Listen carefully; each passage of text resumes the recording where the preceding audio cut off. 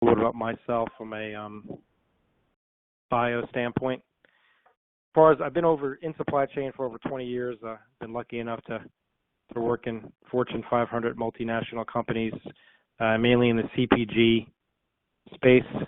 I'm CPSM certified through ISM.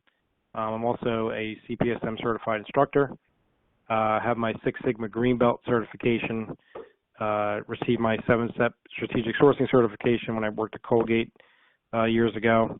I actually teach at the adjunct level at both Rutgers Business School and Monmouth University, at the undergrad and grad level for both, doing supply chain management classes for both schools. I have my MBA in International Business. In the next, hopefully, month to 6 weeks, I'll have my doctorate in global supply chain as well. So just talking a little bit about change management. It's a process that people use when it comes to trying to have an implementation in the workplace.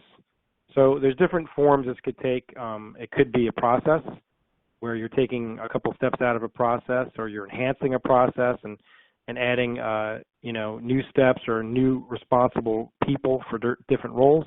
And it could be tools. It could be innovation, technology that you're bringing into a company, new database, new system, software system that people have to use, new licenses, where obviously there's going to have to be training for people to adapt to these tools and processes and techniques in order for them to take the business forward.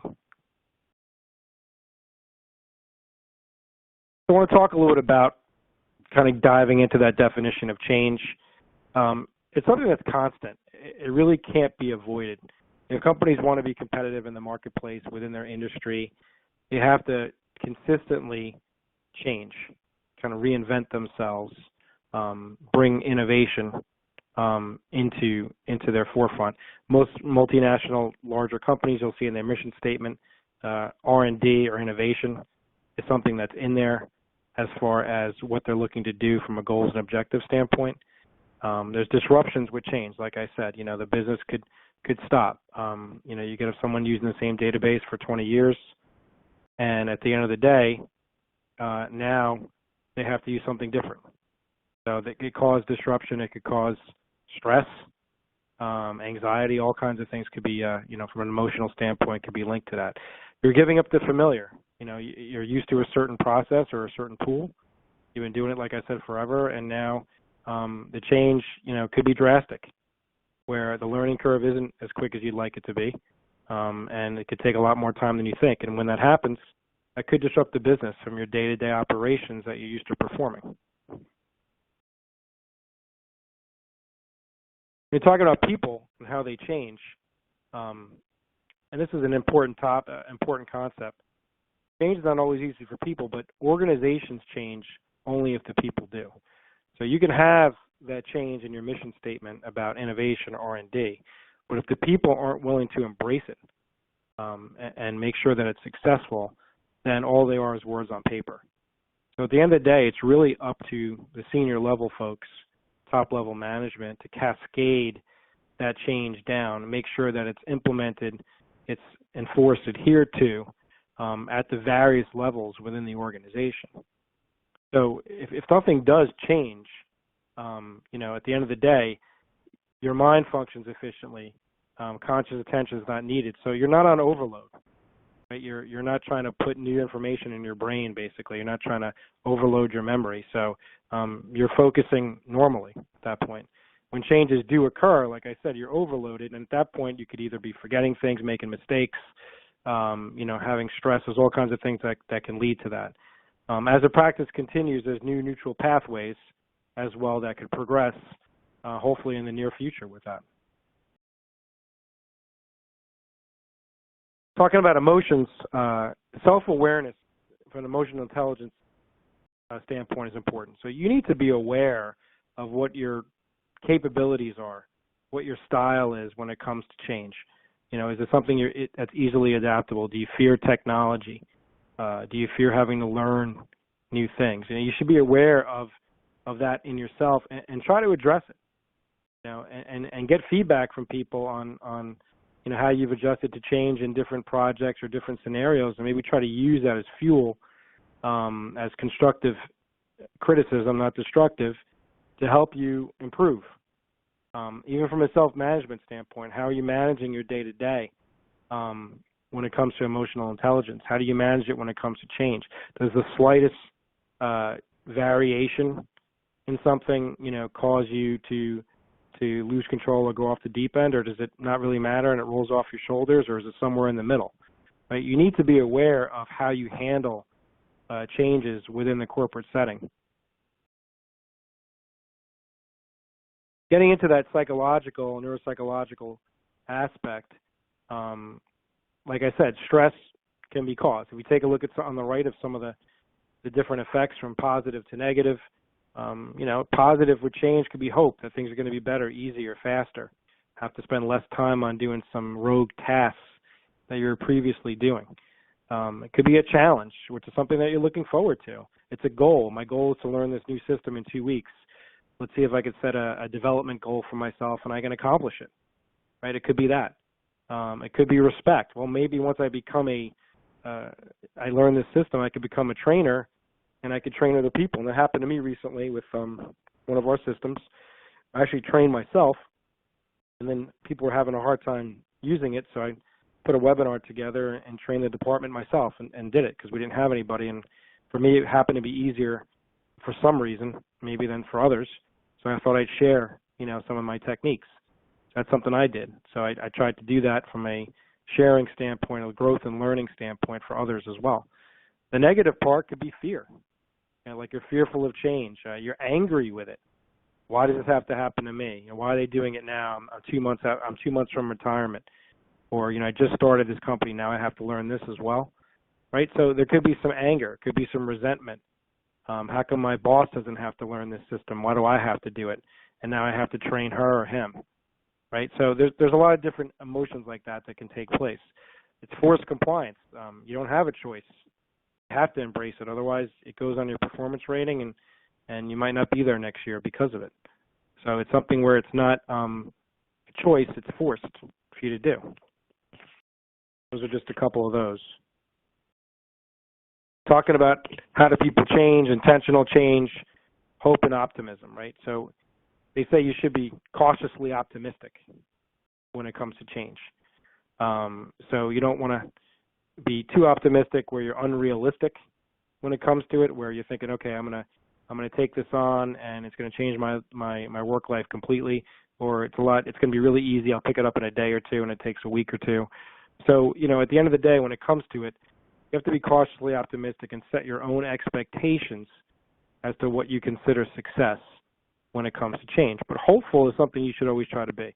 You should try to keep that in the back of your mind, or even the middle, where it's, hey, I'm hoping that this is a positive experience. I'm hoping that this will help my workload and free me up to do more strategic parts of my job, or expand my role maybe and do something different, right? You're hopeful that this new technology, this new process will give me time that I desperately need. So that could be the hope in that. As societal shifts lead to organizational changes, relevance, productivity, profit, risk of becoming obsolete, and that's a big one right there. Because at the end of the day, you don't want to be left behind, and you don't want to be even with your competition or industry as well. You want to be ahead, if not slightly ahead, of what's going on from a best practice industry standpoint. When it comes to the profit piece as well, that's important. How could you improve or increase on your profit margin? How do you improve capacity when it comes to production? How do you make things more relevant based on change to other parts of your job? Maybe that change just affects one part, but how can you carry it over into different other components of your job description? How do societal shifts lead to organizational changes? There's 4 trends that affect these organizations, right? So one is that drivers for change. We talked about technology, but then there's globalization, and they kind of go hand in hand if you think about it, because technology is allowing people to communicate globally, whether it's through Skype, telepresence, which is out there now, actual robots that you can use to talk to people through. There's all kinds of things going on from an artificial intelligence and a robotic standpoint. And for globalization, it's really anything more than one region. When you go from North America to Europe, it becomes global at that point. So, that change, taking it globally, is something that, is going to continue in the future. And it's keeping up with other companies because the companies that are multinational are taking those changes globally. They're piloting it within a certain region to see how it works for a certain amount of months, and then they're going to take it global. That's what they're going to do. From a social and political standpoint as well, there could be drivers for change within that, which what's going on in the economy, what's going on in the political atmosphere. From a social responsibility standpoint, how could change be more important, can be focused on more effectively? And, of course, environmental. You could be talking about sustainability and decreasing your carbon footprint. So, are you going to go more to wind turbines for power? Are you going to go to solar for power and try to get off the grid, right, as much as you can, get credits back from the government, and actually get your utilities for free and save money as well? Not only that, but you're going to do something good for the environment. Permanent whitewater, unrelenting turbulence, leaders as creative lifelong learners. When you're talking about permanent whitewater turbulence, it's unrelenting turbulence. So if you're in a, you kind of look at it almost the way it reads, which is if you're in a whitewater raft and you're going down the river, it's constant. Change is not going to take a break and give you some calm waters, right? It's going to be there, and it's always going to be there. And it's how you navigate as if you were in a raft through those rough waters that's going to determine your survival. So that unrelenting turbulence is basically that permanent whitewater effect. Leaders as creative lifelong learners. So you should always be learning something every day. Everybody's a leader, first of all. It doesn't matter what level or title you're at. You're a leader, whether you're leading a team, a project, an initiative, whatever it is. It doesn't even have to be people, right? It could be a project or a product, whatever it is. If you're a leader, which everyone is on the phone, then at that point, you're also learning, because you should be learning something new every day. And if you are, then you could take that and you could teach others and you could lead others, because the only way they're going to follow you is if they think you have something intuitive, something different to say that's going to add value to what they're doing. So in order to do that, you have to learn something new every day. You have to be current. You have to take a look at what's going on in best practice. You have to have a story to share, basically, that'll motivate people to want to lead. And it has to be creative as well. Talking about HR, which is a big department when it comes to effective change, because HR is basically taking a look at everything within a company. They're looking also at job descriptions. They're looking at roles and responsibilities. When you're bringing new people in, where should those people go? Are they the right fit? They're screening people before certain level managers even interview them. So they're intimately involved in the organization and how it's developed for the future. So when it comes down to it, improving competitive advantage is a goal. Like I said, how are you going to grow share, and how are you going to be better than your competition, right? Because at the end of the day, it's all about growing share, growing market share over your competition. So how are you going to do that from an organizational development standpoint? It's getting the right people in to the right jobs, right, that have the right skill sets, the right experience, the right background. Improve your problem solving, right? It's not about, if you're not part of the problem, if you're not part of the solution, you're part of the problem, right? So how are you going to do that? How are you going to make yourself, how are you going to develop your organization as opposed to complainers, which a lot of companies and departments have, and I'm sure everyone's heard that before. It's more, how are you going to come up with a solution? I know there's an issue here, but what do you recommend as a solution? And why do you recommend that solution? What is it based off of? That's what companies want to hear. They want to hear people coming up with strategies and plans to fix things, right, and make them better and improve them for the future. When it comes to organizational development process, take a look at the organization, do a diagnosis, and then make a strategic change. Should certain people be in different positions now because they've developed certain skills? and maybe they've outgrown their role and they've expanded as much as they could, but now they need to move on to a different part of the organization where the senior leadership thinks they can actually add more value. So that has to be looked at as well. What can HR do to foster that change? We talked about talking about action research and action learning. So when it comes down to it, we talked about trying to learn something every day as much as you can. Have a plan when it comes to your research, what you're trying to do. Studying results and change. If you're putting together an initiative or a proposal for something, do the research. Bring credible sources in. Maybe bring a consultant's point of view in at that point who's an expert in the field. Right? Bring that research and that big data, we call it, into what you're trying to do for the process. Become a change agent. So at the end of the day, you want to make sure that you're an ambassador, a proponent of change within the company, right? You don't want to be the person who's complaining all the time. You want to be the person that's constructive. Here are some issues I've identified, excuse me, and here's some potential solutions. So you want to make sure that if you do that, what organizational resources do I need? Who do I need to get involved to help me become an ambassador? What other department leads or heads can I talk to help me with this? Is the question. Excuse me. So next slide. Hold on one second.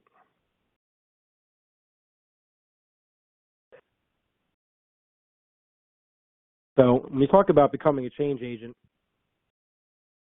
you want to talk about caring for others during that change. Empathy is one of the most important traits you can have. And when that comes down to is making sure that you can relate to people. And that's what empathy means. Can you relate to them? Can you be at their level when they're going through something? If someone's like, wow, this is really stressful, I can't believe I'm going through this. I never had to learn a new system before. You could say, well, you know what? I know exactly what you're going through because I had to do it myself when I was in my previous role. And here are some ways that I dealt with it. That's what people want to hear. They don't want to hear, well, just get over it, get through it. You'll make it. Just move forward. It'll be fine. They don't want to hear that. They want to hear that someone can empathize with them and kind of get down to their level and talk. And that's why a lot of professional athletes in the sports world prefer to have former professional athletes as their coaches because they can relate to what they're going through. They can get down to their level. They've had the same experiences. There tends to be a lot more respect from athletes to former athletes for coaches than non-athletes for coaches because of the empathy part. Talking about inspiring people with a vision. It should be a shared vision. This is where we're trying to get to as a company. And this is how we're going to get there. Do you believe in that? Do you share that same vision? That's what it comes down to. Because if you don't, then you need to reevaluate your priorities because it should be a vision that's pretty fundamental and applicable to all when it comes to it. Tell the truth, like I always say. Lying's not going to get you anywhere. Karma's going to come back to you. Be honest.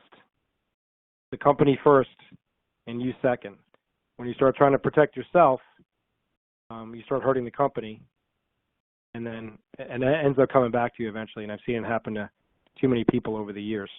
So one of my key learnings at an early stage of my career was never try to candy coat what's going on and make sure you tell the total truth and all the truth as soon as possible. Because at the end of the day, it's about protecting the company. Facing change with courage. We talked about hope. Like we talked about being self-aware and mindful. But get help. If you need help when it comes to change, get help, whether it's HR, whether it's your boss, whether it's your boss's boss, whether it's another leader in another department or a peer.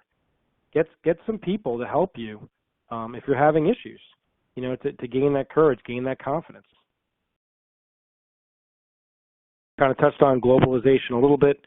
When you talk about it, it's really about increasing your competitive advantage.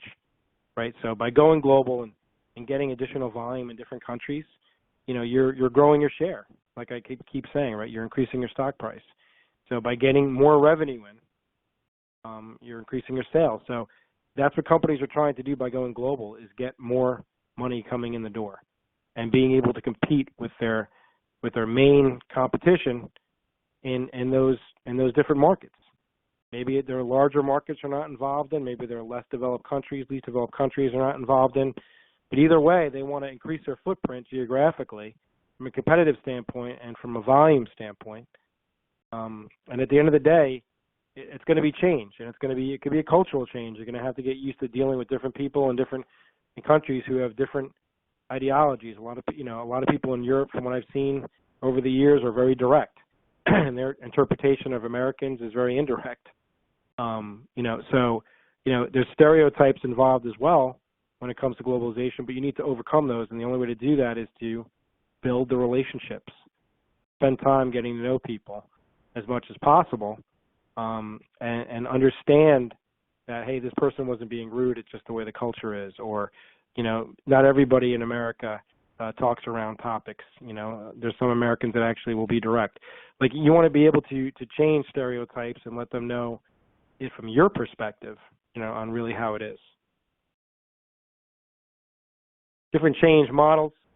I'm not going to go into too much of this, but one of the models that's mentioned here is the Lewin model.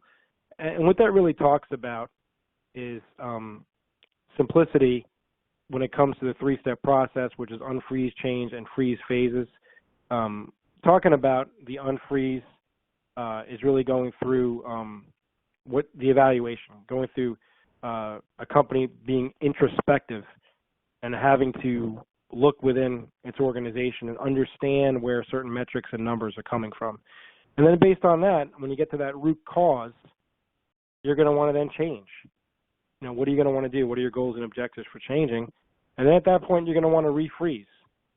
And basically, you're going to want to get to certain goals, benchmarks, objectives that you set during the unfreeze phase, right? So you don't want to stay too long in one of those phases, but you want to be able to reevaluate and move on.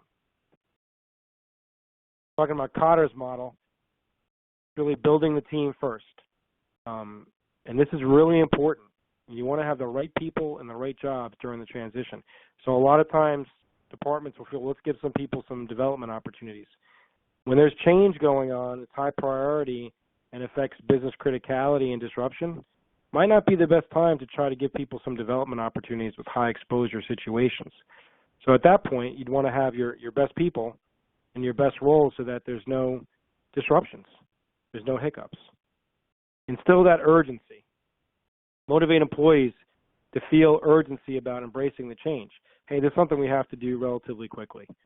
We got to get on it. We got to make sure it happens. We got to make sure that it's implemented correctly and flawlessly with zero issues, and we have to do it as soon as we can. So there has to be a sense of urgency. There has to be a short-term goal as well. So here's a milestone we need to hit. Once we hit this, we're 50% of the way there, or 60% of the way there. So now you feel some level of accomplishment at that point.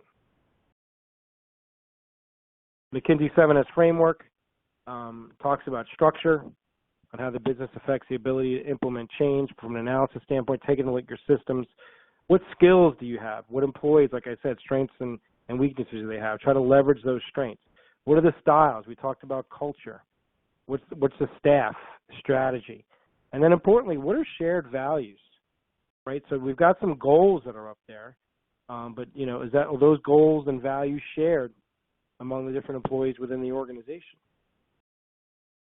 Then there's a change curve, which talks about the status quo, which is basically what's going on today from a normalcy standpoint and trying to hold on to existing policies and procedures.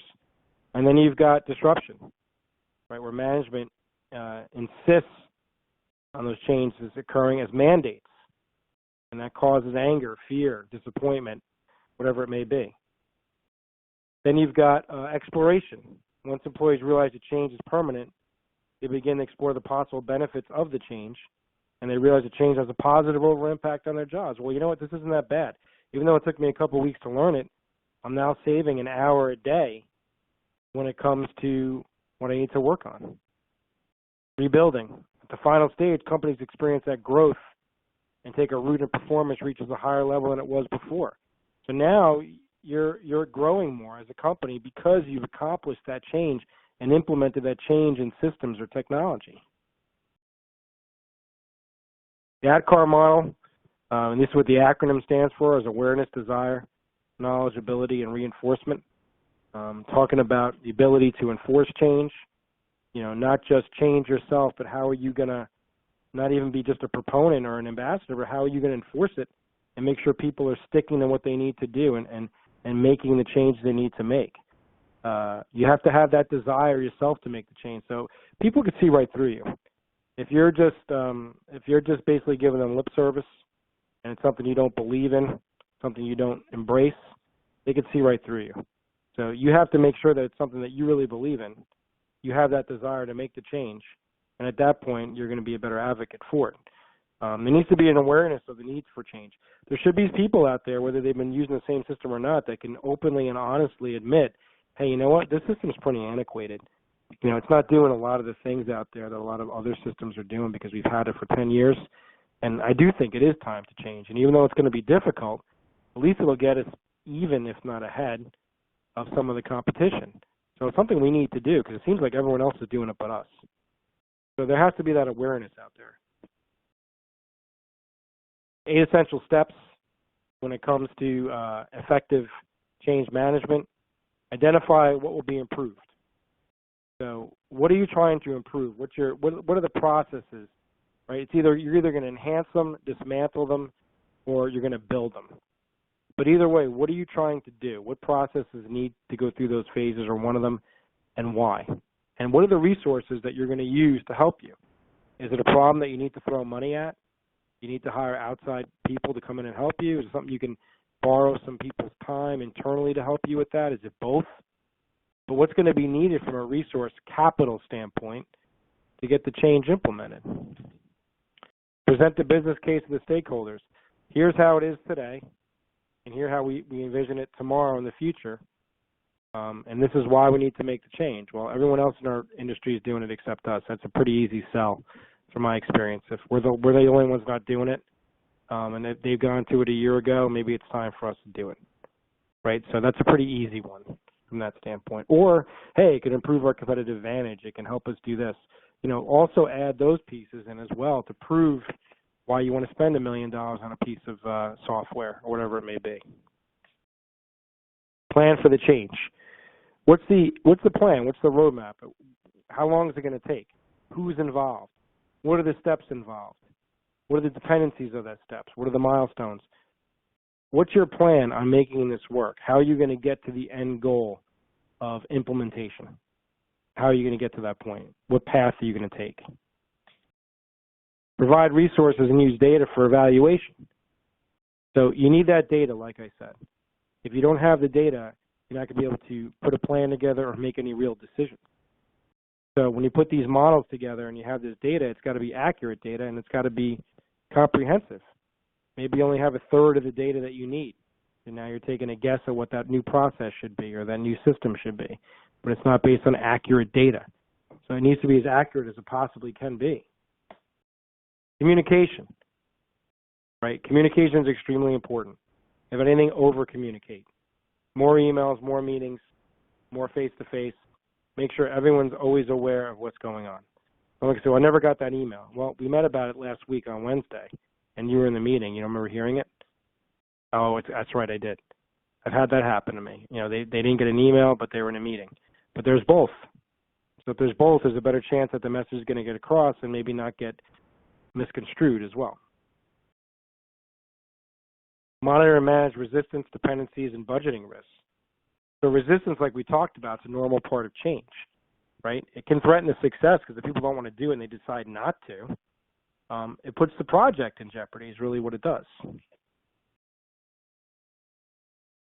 Celebrate the success. And when you get through a milestone and you reach a certain part in the project, people are going to get excited. Maybe they should be rewarded. Maybe it's a team dinner.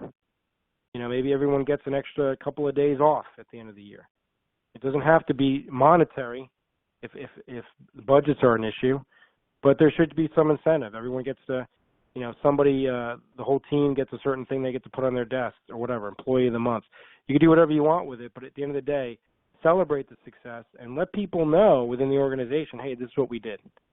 So we're pretty proud of ourselves, and we want to share this with you because it affected the company. Review, revise, and continuously improve. At the end of the day, it's an iterative process, right? It's ongoing. So when it comes to change, you just made a change. Let's reevaluate it in a year. Maybe we need to revise some of those one of those steps because it doesn't make sense anymore. And then at the end of the day, you know what? Maybe we should put in even another process in place to help this in a year or two. So you're constantly going through that. Choosing which changes to implement. Basically, instead of looking at what's going out there as far as the latest technique, go through your goals, your measurement systems, your steps. So make sure that it fits to your organization. It can't just be, here's the latest thing out there. Everyone's doing it. We need to do it. It might not be a good fit for you. There might be something better out there, cheaper, that's a better fit for your company. So the proper research has to be done as far as an external look, an internal look to make sure that, you've got your goals and strategies lined up with what you're trying to do.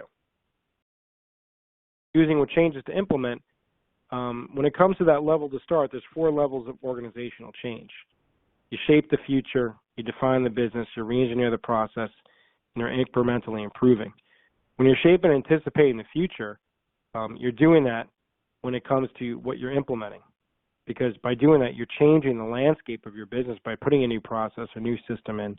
You're helping the future pave its own way, because by reducing time, you can see yourself maybe even possibly reducing some headcount that you don't need and focusing on more strategic tasks at hand. And then define what businesses to be in and their core competencies. Well, then at that point, you could say, well, maybe we should be in these businesses instead, or these areas that we're not focusing on. Those are a couple steps in the beginning you want to focus on. And at the end, you just want to improve the process, right? Can you enhance it? What can you do to make it better? The key factors of successful change management are executive support. Like I said at the beginning, at the end of the day, top-level management has to support it because at the end of the day, one of them is probably going to have to sign the contract anyway. So they need to be behind it. They need to be the advocates for it. If the CEO is telling everybody to use the system, there's a better chance they're going to use it than if you tell them it, right? So at the end of the day, it's got to come down from that level on change. Hey, this is what we need to do as a company. It needs to happen in this quarter. Thank you for all your, assistance. Let me know if you have any questions personally. You can reach out to me individually. It could be one of those. But either way, make it something where it's coming down from the CEO, where this is something we have to do. Change management leadership. Like we talked about, people aren't going to follow someone they don't believe in. So if you're leading a change, lead it effectively, lead it assertively, be confident in what you're doing, and show the benefits as much as you can. Clear vision. Everybody, like I said, should be on the same page. This is where we're going. This is how we're going to get there. Employee engagement or participation. Even though we've got that executive support, now the employees have to engage and participate and do what they're supposed to be doing. There has to be effort put into that. There has to be focus put into that. At the end of the day, these people are invested in the company's change and transformation, and they're on the ground. They're dealing with it day to day. Constant communication and dialogue, like we talked about. It's all about communication. As much of it as you can, over-communicate where you can. It's very important. Accountability. Large-scale project change management requires a high level of accountability. Having a clear path is not enough. Current progress should be measured against the vision created for the future. Every person should be accountable for that change on their performance rating, him or her. At the end of the day, we noticed that you didn't implement, part of this project that was change management, and you failed to do so. So it's going to affect your bonus, it's going to affect your raise, and going to affect your rating. There's got to be accountability for people that don't want to embrace it and don't want to profess it. Planning. We talked about that. When it comes to an organization, they're likely to fall apart with more problems than benefits. You need to understand what the changes will take place and how those changes will occur. So having that plan in place is crucial. Maybe the plan needs to be changed or adjusted for different reasons, but there needs to be a plan. Within 6 months, we're going to implement. Within 12 months, we're going to implement. Whatever it is and the steps to get there. Lack of consensus. If you fail to get everyone on board with the corporate changes, you're going to face some barriers. Right now, there's going to be issues. And again, it might not happen right away. It might take a little bit of time to get people on board. Even though there's a mandate from upper management, if there's no one enforcing it at different levels, it might not happen right away. It could take a little more time. Again, getting back to the communication, there's a feeling of uncertainty when management doesn't communicate. It disrupts work and makes employees feel as if they aren't a part of the decision. People don't want to feel that something's forced on them, that they didn't have a say in. That you have to use this now. It'd be nice if people got to vote or participate in, here's a couple of products we're doing, which one do you like? Here were the survey results. We went with the largest response. Something like that could be great. It could have them feel like they had some skin in the game or part of the decision. Employee resistance.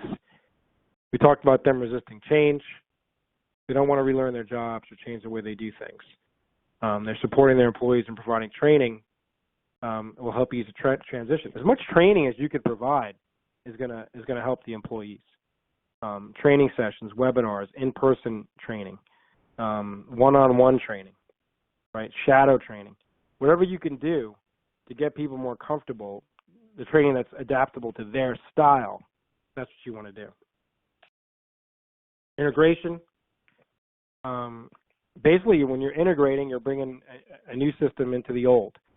Either getting rid of the old, merging a part of the old with the new, whatever it may be, but you have to integrate systems somehow and bring that new system into your existing platform.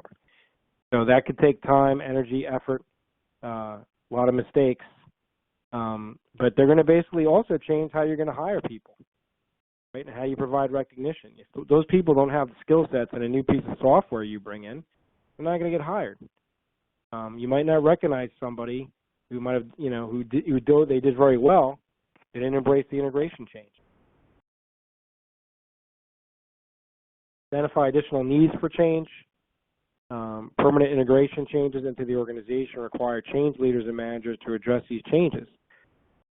Which other systems will need updating? I mean, as you're taking a look at one, you got to start taking a look at others. Well, we've identified this one, but now that we're looking at it, we need to change some others as well, because these aren't updated and these aren't the right ones. Refreeze your organization following the change. Managers and staff members are ever vigilant and constantly supportive of the new behaviors. So at the end of the day, as you're reinforcing the change, people will have a tendency to fall back on the old and say, oh, I tried it. It didn't really work too well, so I'm just going to go back to doing things the way I used to do them, right? Because that could happen if there's frustration level. This is a process that will need changing. We talked about the hiring piece now. That can be different. You could have different people and different skill sets that you didn't have before. Your organization may need to hire those employees with ongoing support of the changes. Again, this person worked with this system in another company, helped with implementation. Could be a good person to bring in to help us, right? So how does that person match up? Systems and process training we talked about, organizational structure. Maybe we need to restructure your organization now because of this new change in software or a new change in technology or process. Maybe they aren't the people that exist today are not in the right positions. So maybe they need to be circulated, or maybe some of them really should.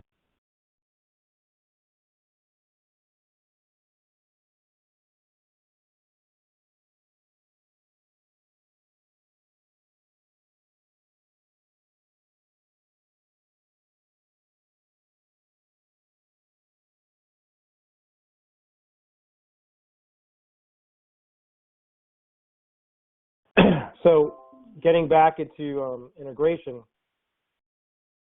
When it comes to organizational structure, there's decisions on how you would need to structure your organization, follow those changes. There's got to be a commitment to communication. Communication should come from the top level, should come from corporate communications, should come from department heads, and at the end of the day, should be reinforced as much as possible when it comes to that communication with your structure. Rewards and recognition, as I said, it doesn't have to be monetary, but at the end of the day, there needs to be recognition. I know some companies, and it happened to me once, will put an achievement when it comes to something, when it comes to change management, on the intranet for everybody to see. Now, this department, spearheaded this change in process, and they helped communicate to all different levels, and they were pivotal in the implementation process.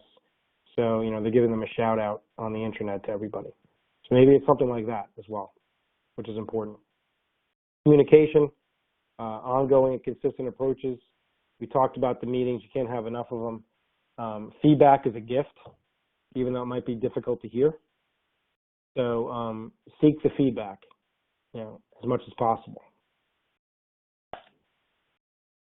What will happen if the organization fails in integrating the changes? A lot could happen. You might not, you might fall off the grid a little bit when it comes to your competition. There might be some missed shipments, business